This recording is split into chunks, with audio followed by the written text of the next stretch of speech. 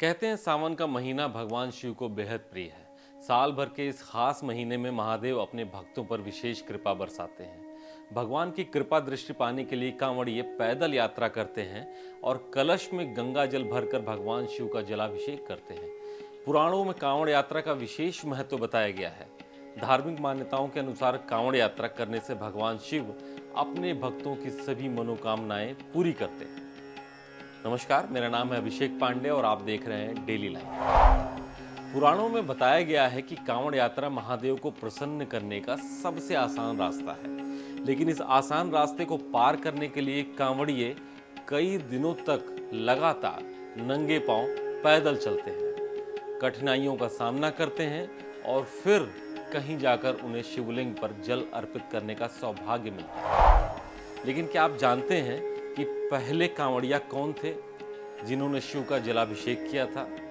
क्या आप जानते हैं कि सही मायनों में कांवड़ यात्रा क्या होती है और कांवड़ यात्रा की ये परंपरा कब से चली आ रही है? साथ ही साथ ये भी जानना जरूरी है कि कांवड़ यात्रा के नियम क्या हैं।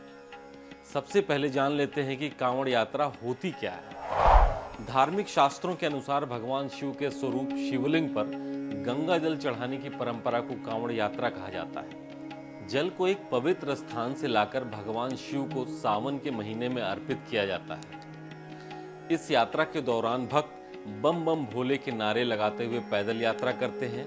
कहा तो ये भी जाता है कि कांवड़ यात्रा करने वाले भक्तों को अश्वमेध यज्ञ के समान पुण्य मिलता है। अगर बात करें तो सबसे पहले कांवड़िया कौन थे जिन्होंने शिव को अपनी भक्ति से प्रसन्न किया था, तो इसे लेकर धर्म कथाओं में कई पौराणिक कथाएं प्रचलित हैं। मान्यता है कि पहली कांवड़ यात्रा की शुरुआत भगवान परशुराम ने की थी।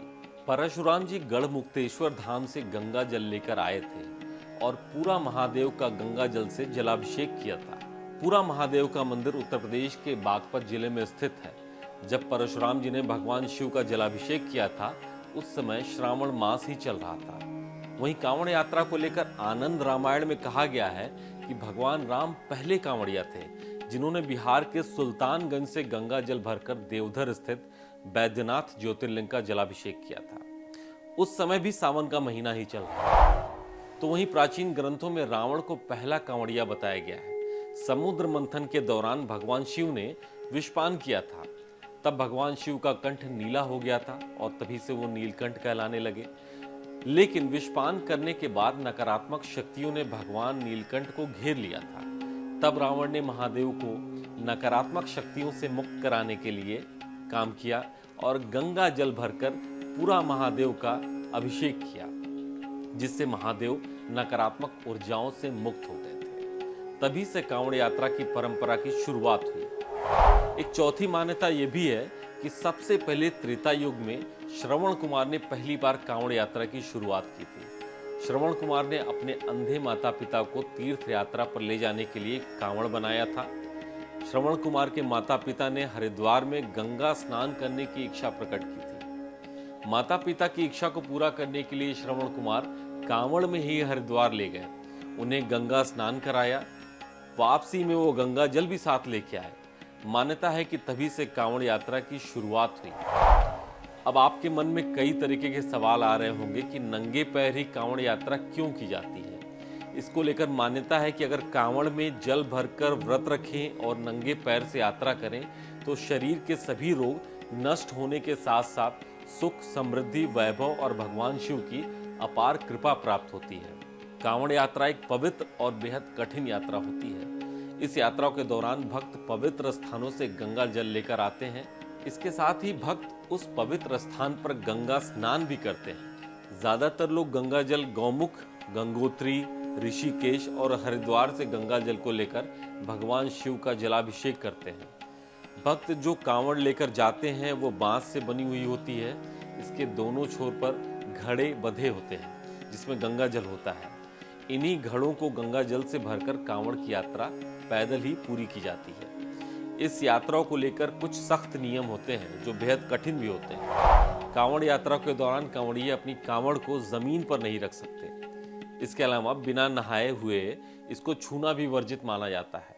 कांवड़ यात्रा के दौरान कांवड़ियों को मांस, शराब या किसी तरह का तामसिक भोजन को ग्रहण करना वर्जित माना जाता है। इसके अलावा कांवड़ को किसी पेड़ के नीचे भी रखना वर्जित माना जाता है। शास्त्रों में कांवड़ यात्रा को 3 तरह से बताया गया है।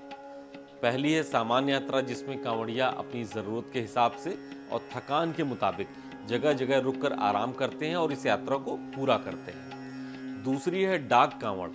इस यात्रा में कांवड़िया जब तक भगवान शिव का जलाभिषेक नहीं कर लेते तब तक लगातार चलते रहते हैं। इस यात्रा में कांवड़िया आराम नहीं कर सकता। और तीसरी होती है दांडी कांवड़। इस कांवड़ यात्रा में कांवड़िया गंगा के किनारे से लेकर जहां भी उसको भगवान शिव का जलाभिषेक करना होता है वहां तक दंडवत करते हुए यात्रा करता है। इस यात्रा में कांवड़िए को 1 महीने से भी ज्यादा का समय लग सकता है। आज के एक्सप्लेनर में बस इतना ही। अगले वीडियो में हम कुछ और जानकारियों के साथ फिर हाजिर होंगे। नमस्कार।